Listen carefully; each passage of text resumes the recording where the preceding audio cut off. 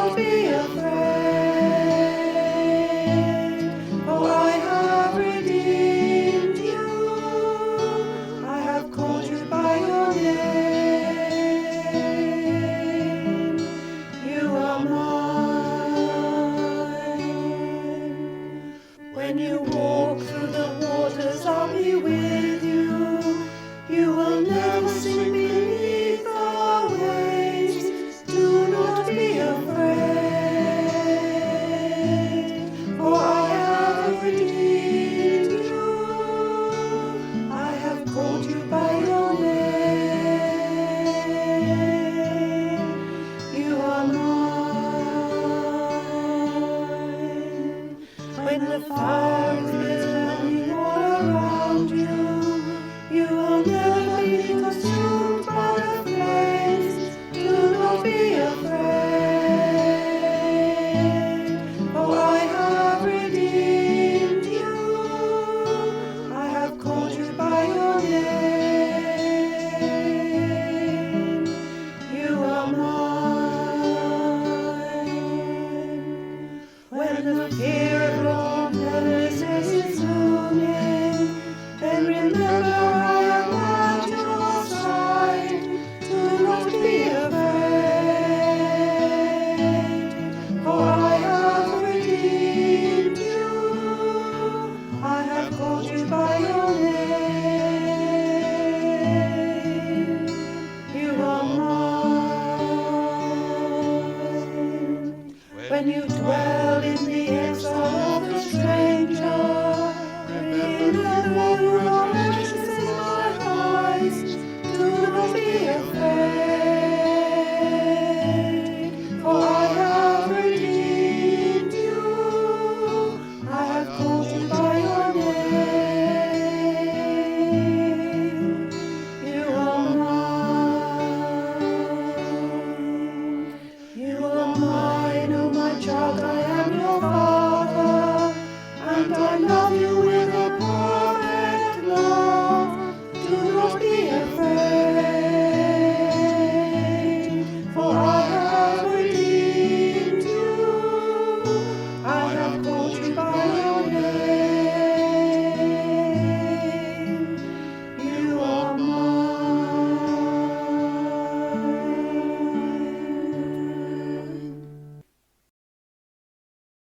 Hello, I'm Rev Trina. Chryso, welcome. Our short service this week from the Beacons and Llyn Sefadden Ministry area celebrates baptism and love. Please do join in, all the words and music provided. Thank you. Blessed are you, sovereign God, creator of heaven and earth. To you be praise and glory forever. As your living word, eternal in heaven, assumed the frailty of our mortal flesh as the baby Jesus, may the light of your love be born in us to fill our hearts with joy as we say, Blessed be God, Father, Son, and Holy Spirit. Blessed be God forever. A 13th century prayer by Richard of Chichester. Thanks be to thee, O Lord Christ, for all the benefits thou hast given us, for all the pains and insults which thou hast borne for us. O most merciful Redeemer, friend and brother, may we know thee more clearly, love thee more dearly, follow thee more nearly, for thine own sake. Amen. Our next hymn is Firmly I Believe and Truly.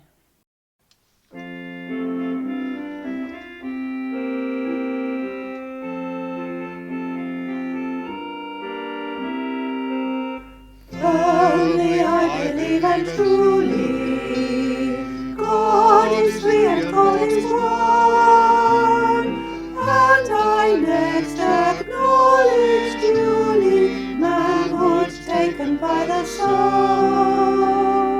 and I trust and hope most fully in the Saviour crucified,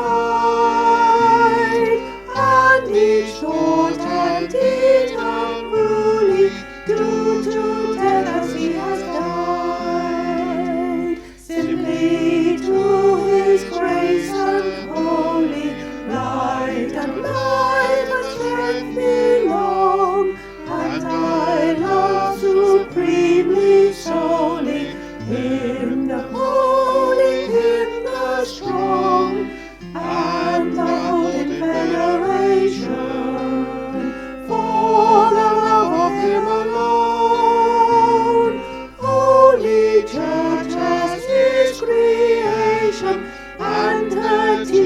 as his own. Adoration might be given with and through the angelic host to the God of earth and heaven, Father, Son, and Holy Ghost. Amen, amen. Father, Son, and Holy Ghost.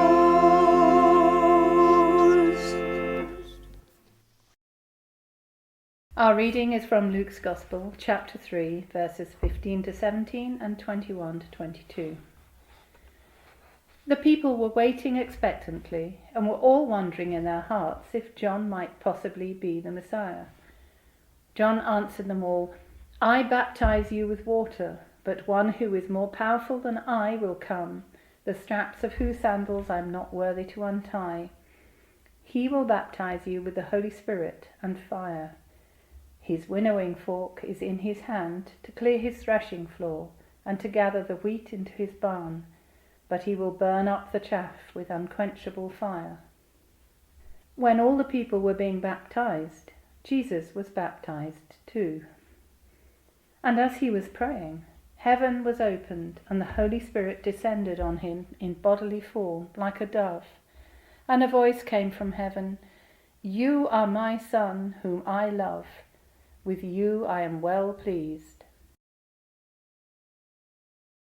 In our reading, Jesus was baptized by John the Baptist.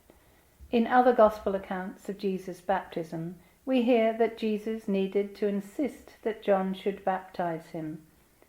John was reluctant to do so because baptizing is the washing away of sin, and Jesus was without sin, so why would he want to be baptized? Jesus was setting an example, showing to others what they needed to do to be saved from their sins, to have a new life trusting in God.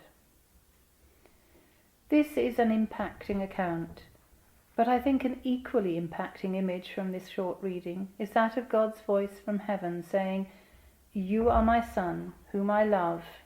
With you I am well pleased." What wonderful words of encouragement. We can all be guilty of not telling others how much we love them, how proud we are of them, and how we are well pleased with them. We might think that by our actions others can tell that we love them, that we are proud of them. But unless we actually say so, it's not that obvious how we feel. And those precious words can be the hardest to say in difficult circumstances, which is probably when they are most needed. These last 2 years of pandemic have brought much grief to many families. It's not been just the devastating loss of loved ones, but also the grief of loved ones dying alone from their families, and families being denied that chance to say how much that person is loved. And with funerals held during lockdown, the additional sadness of the bereaved not being able to show to wider friends and family how much they cared through their tributes and their eulogies, through packed churches and crematoriums. I conducted a heartbreaking funeral during the peak of lockdown for a family most of whom lived abroad and were not able to travel because of lockdown. The funeral had just 2 mourners, 2 brave and dignified grandchildren.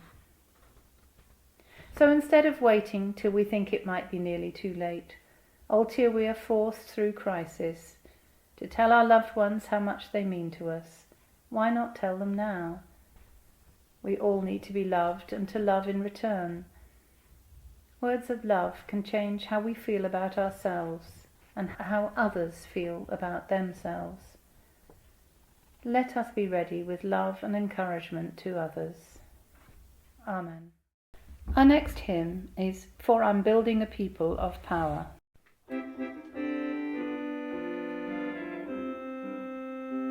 For I'm building a people of power, and I'm making a people of praise, that will move through this land by the Spirit, and will glorify my precious name.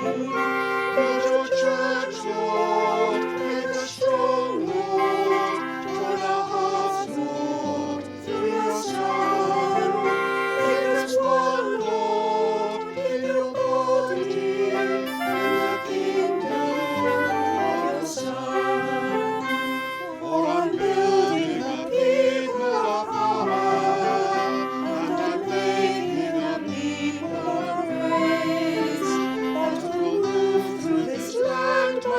Spirit, and will glorify thy precious name. Let our church, Lord, make us strong, Lord, join our hearts, Lord, through your Son. Make us one, Lord, in your body, in the kingdom of the Son.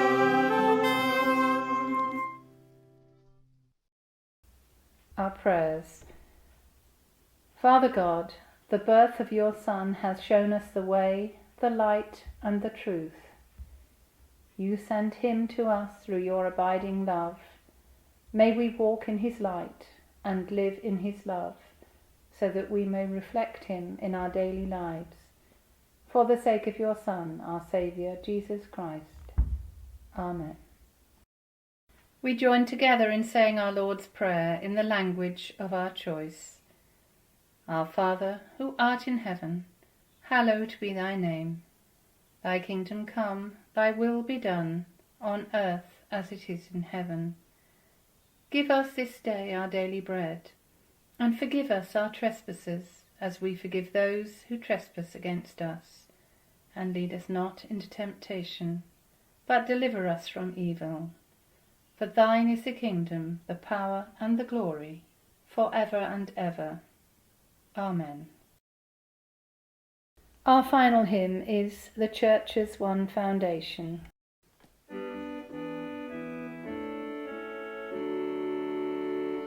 The church's one foundation is Jesus Christ the Lord.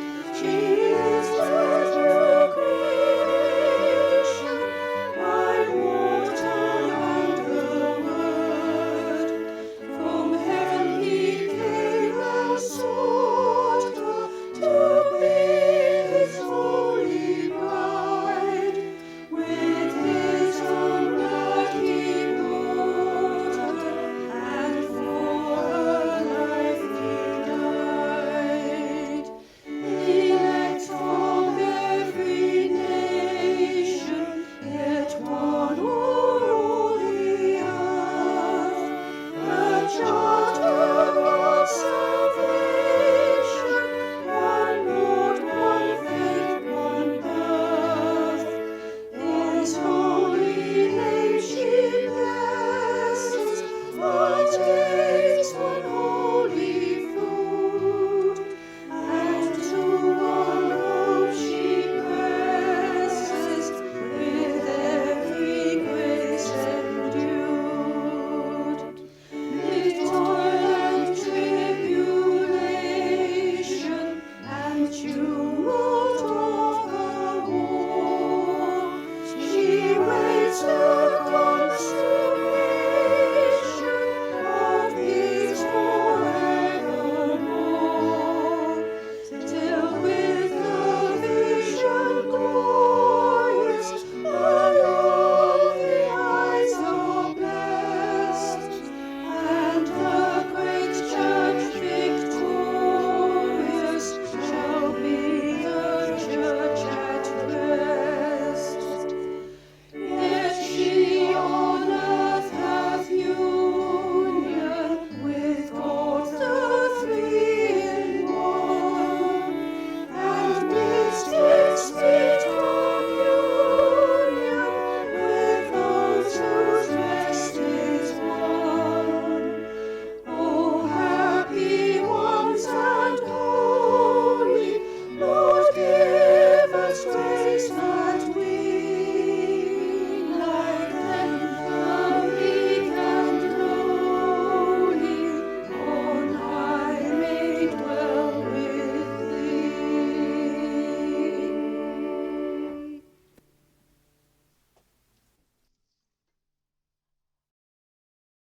Our final prayer.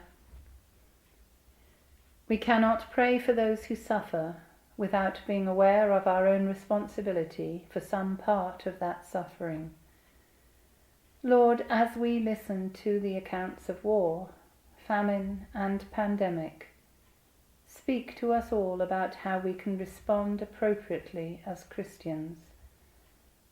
Help us to demand that our leaders put the weakest first, and that we may search our hearts for unselfish motives in all that we do. Amen. Yours be the blessing of God and the Lord, the perfect Spirit his blessing afford, the Trinity's blessing on you outpoured, with gentle and generous shedding abroad, so gently, generously, for you unstored. Amen. Go in peace to love and serve the Lord. In the name of Christ, Amen.